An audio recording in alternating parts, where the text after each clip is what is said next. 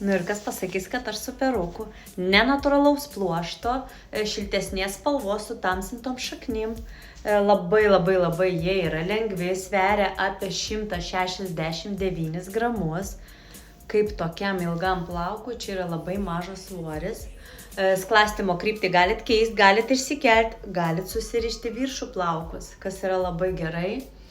Galit pasidaryti griežtesnį kirpimą. Plaukučiai atrodo kaip natūralūs, bet čia nėra natūralūs, čia bioproteininis pluoštas, jis yra nenatūralaus plauko, bet labai geros kokybės. Čia visur galit skleisti. Aš esu dabar suformavus truputėlį tokį iškeltą grifkutę. Visada žiūriu per telefoną, galvoju, kaip gražiai atrodo tas iškeltas viršus, prabangiai. Tai dar vienas toks modeliukas jums.